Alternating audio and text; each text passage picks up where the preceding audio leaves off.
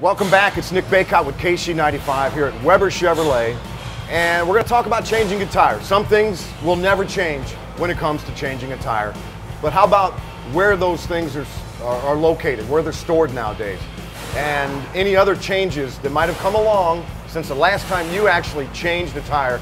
I'm going to have Mike help us out and go through what you could typically expect in 2012. What I like to tell people is bad things can happen to good people for the wrong reason. And one of the things that can happen, and boy, this summer's been tough with all the heat, has been tires. Sometimes you're in a location. You can be out in the middle of nowhere where you either has no cell phone service or the road service says, I'll be there in 4 hours. You got to go. So what are you going to do? Owner's manual becomes your buddy.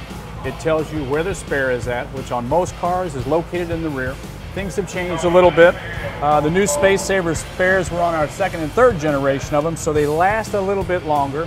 They're a little bit lighter.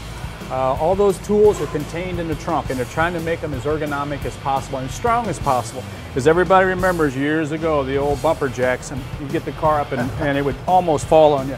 They have changed that quite a bit. The ratios are better, and by that I mean when you turn it, the ability for anyone who is a small in stature or tall in stature, they can get the car off the ground.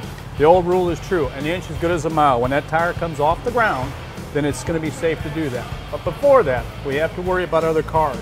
So the vehicle needs to be in park. I need to have the parking brake on and the hazard flashers on. Just be aware of your surroundings. Once you've got those tools out of the back, the old tire that's either shredded or hurt is here. We take out our handy dandy Swiss Army lug nut wrench. Then I'm kind of simulating here, but if the vehicle was on the ground, you want to take these lug nuts and loosen them up to the point where you can just get that one good half a turn, no further when it's on the ground. Then you jack the vehicle up. That's going to give you the ability to be able to move this around.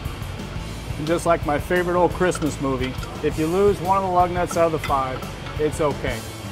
These are all temporary devices, so all we're looking to do is get the spare on that you've checked. It's got air in it, right? Nothing worse than putting on a spare that's flat and going your 50 miles to gain service, so you can either replace it, repair it, whatever you need to do.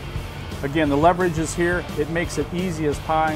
When you got your lug nuts off, put them in a pile, switch your tire, put this bad boy back on, and then going back together, it's kind of a subjective thing. Over tightening a lug nut can be just as bad as having it too loose. So they've kind of got this, and it's one of those kind of things a guy practices with just enough force to where it kind of starts to stop. Go around in the same pattern that we had, just where it stops. You don't need a whole bunch of torque at this time. So now we've got them all pretty much where they're tight, because it could be snowing, it could be ice, could be dirt. I want that wheel flat.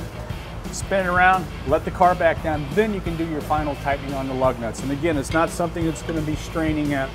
These will go down to about 100 foot-pounds, and it's very easy to do. So if you grab the tire and just kind of push till, again, it's kind of a subjective thing. You get just a little bit of a shake, perfect. You can operate the vehicle at 50 miles an hour for 50 miles.